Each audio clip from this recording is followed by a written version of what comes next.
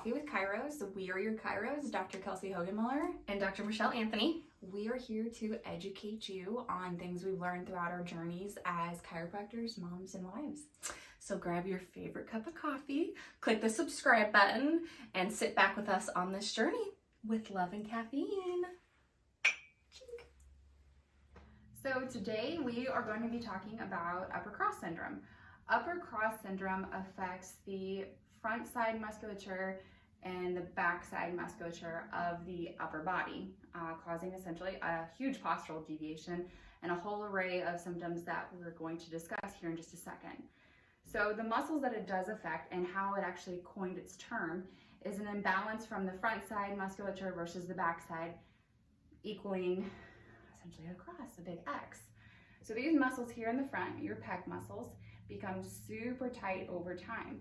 If you were to draw a straight line through the body, these lower muscles down here become super weak. So again, there's that imbalance. So what happens? It pulls it towards that stronger or contracted side, leaving a huge round in the shoulders forward. Into the neck here, we have your deep neck flexors that become super weak.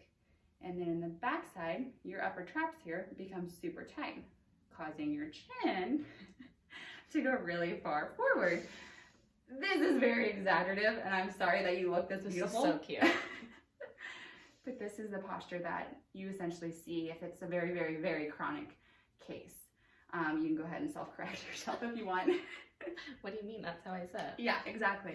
So how does this present to our office? The people that show this postural deviation, what are their symptoms? The biggest one is headaches. So when we were in school, we actually had a professor quote this.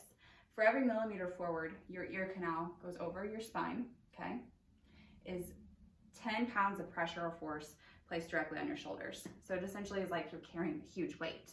So that weight in time causes a lot of stress, tension, more and more, leading to massive headaches, eventually evolving into migraines. Also too, it'll cause multiple rib misalignments or subluxation, shoulder blade pain. How that happens is that the rolling of the shoulders forward actually cause those shoulder blades in the back to wing or wrap around the side of the body. Your shoulder blades lay on top of your ribs, and your ribs connect to your spine via cartilage. So as they're pulling forward or winging, it's going to cause stress to lift those ribs from the spine, causing multiple rib subluxations, misalignments, trigger points along that rib cage, shoulder blade pain. It just continues. So when our shoulders go forward over time, and there's an imbalance of those muscles on both sides of the shoulder joint, it's actually going to decrease your range of motion in your shoulder. So I have a lot of patients that will actually come into my office whenever I'm adjusting them, and they're on their belly. I have them bring one hand on their back, and they'll bring the other one. They'll be like, oh, I can barely get that. Obviously there's other conditions that it could be, there could be some rotator cuff issues in there too, but we want to look at all their ergonomics, see what else is going on. Could be the whole upper cross syndrome, preventing that mobility to get that arm all the way up, back behind their back. Who does this affect? It's becoming more and more common today than it was 20 years ago. So those that have sedentary jobs, whether you're behind a computer all day or just doing basic desk work, receptionist, you're looking down a lot, or you're sitting behind a computer, you're confined to your space, being there for a period of time, we tend to slouch, leading to tension, weakness, upper cross syndrome. Students, they're behind a desk all day. They wear heavy backpacks, maybe laptops in front of them. I'll say a lot of like phones and tablets that kind of bring this whole posture forward too. That's that definite text neck. Teachers, any ages, the ones that teach the younger students, early childhood, even daycare workers, they're in all different positions trying to get down to the eye level of their students. That again, the more you do it, the tighter and tighter those muscles are going to become. Hate to admit it, but chiropractors, we spend all day looking down at our table, adjusting, our hands are forward. Any occupation that you do or perform on a day-to-day basis, even that you're working in front of you, maybe you're not confined to a desk, but hairstylists, that's a huge one. They've got their arms up. Yeah, guys, electricians, you're in front of yourself doing very, very minute tasks that involve a lot of thinking and precision and focus. Mechanics, if you're like doing overhead car work, it's a big one. Yep. So it's not limited to one particular type of occupation or person. It's really, I mean, it's branched so far nowadays. It affects a wide range of people. So then the big question is like, what do you do about it? How do you treat it? So we'll kind of go into, I'm going to take you into my exam room and we'll kind of show you some of the things we do to treat it. Chiropractors. So the first thing we would do treatment-wise with someone with upper crust syndrome is adjust them. So Dr. Kelsey's my good old patient here today. One of the big things with adjusting for upper crust syndrome is you want to make sure you're putting motion back into this mid-back area, especially around shoulder blade area. This is where we kind of feel most of that tightness. Because with, like Kelsie was saying, with kind of that forward pull of those shoulders, it's going to pull on this whole area and really make it tight. A lot of people will kind of explain it as they just feel a lot of pressure in between shoulder blade area. So a big one is we want to put motion back into this mid-back so that we can really get extension back into thoracic spine, which will kind of help reset that whole posture. So I'm going to show you, I'm going to adjust her mid-back, and then I'm also going to adjust neck. Because again, of course, with that cervical spine and that increased stress that's on that neck as well, we want to make sure we're getting those joints moving, which is going to help take pressure off of these upper traps, which are really tight as well. So first, I'm just going to kind of see where she's tight, kind of feel where she might not be moving as well. You are super tight in your mid-back. I know. Oh my goodness. Okay.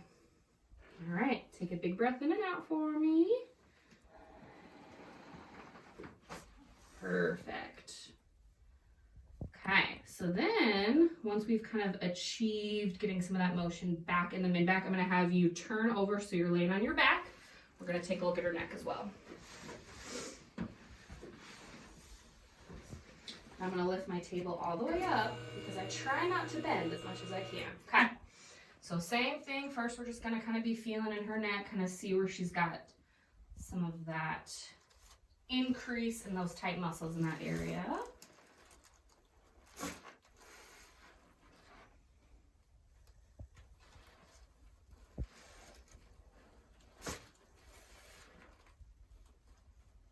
Make sure all the joints are moving now like they should be. Little pull just to add a little bit of decompression in that neck. All right, and we'll have you sit up whenever you're ready. Okay, so another thing we want to talk about. So there's lots of different ways to adjust the spine. What I did with Kelsie, Dr. Hogenmiller, was kind of what's called a manual style adjustment. It's usually typically what people think of when they think of chiropractic adjustments. But we do also have other techniques we use. So in the beginning of the video, if you guys noticed, I accidentally popped up this piece and then kind of popped it back down. So this is a different technique as well, called kind of that drop table. So pops up and down. We go for a ride. Another technique we use is activators, so kind of using like an instrument assisted way. Kelsie and I are both certified in activators, so that's what we choose to use in our office. So this is more of a gentle style of adjusting and filtered on. Definitely, I think, and you can maybe attest to this as well, I always explain this, and she does as well, in the examination with patients, that we do a wide range of techniques, and Totally. It kind of stems from most aggressive to least aggressive. And this one, though it is the least aggressive, her and I both had to go through some extensive training because it is the most specific. You know, Yes. Your bones can rotate side to side as in a rotation. They can always also shift laterally and go lean like side to side as that. Even there's some rotation where it can go towards the front. So this technique here that she's going to demonstrate to you is very, very specific and trying to figure out exactly how that vertebrae rotated to where we can accomplish the most effective.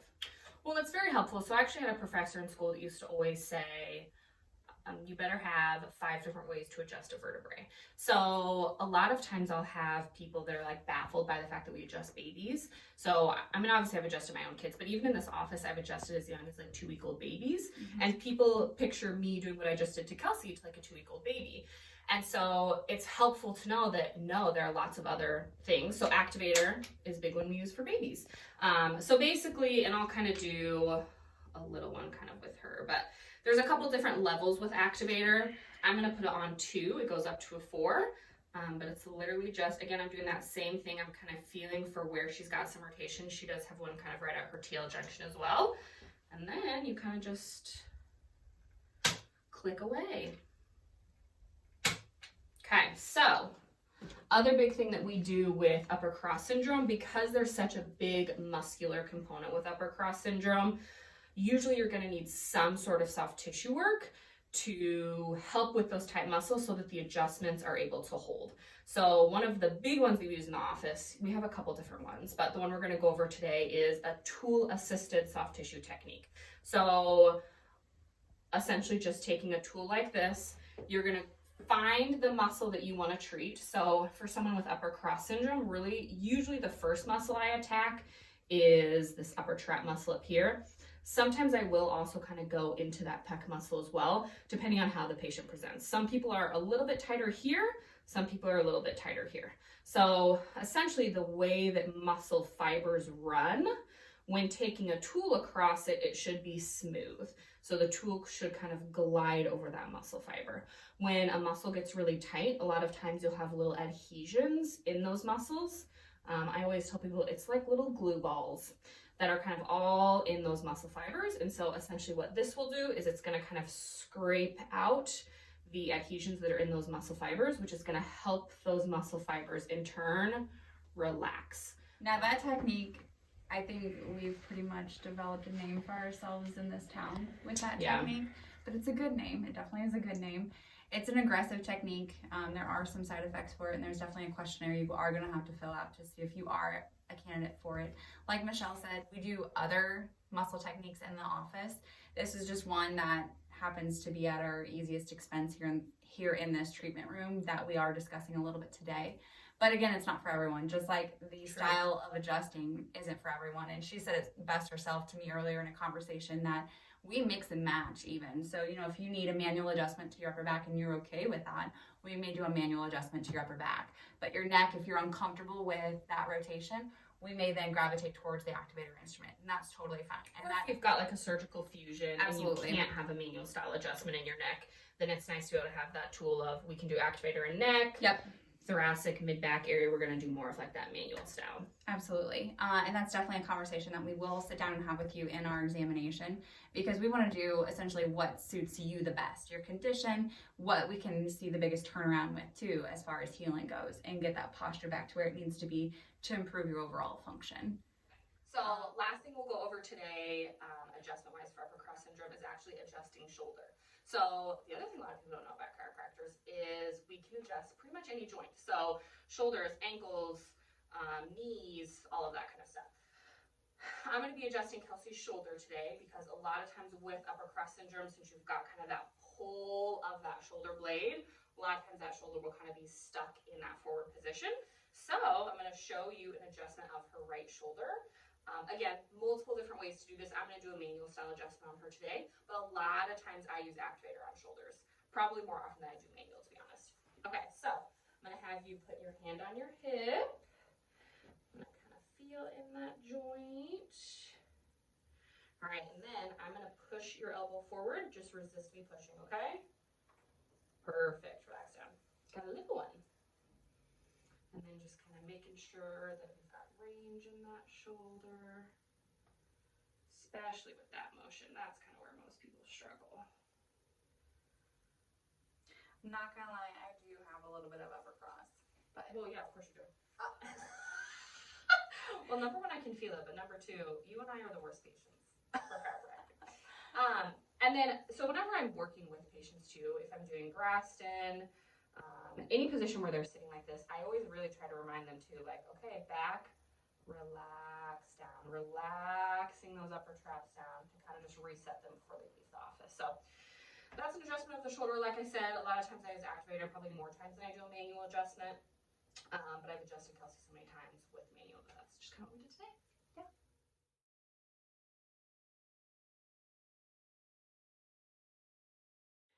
Welcome back. I'm coming.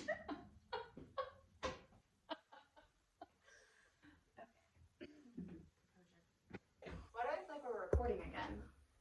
We are.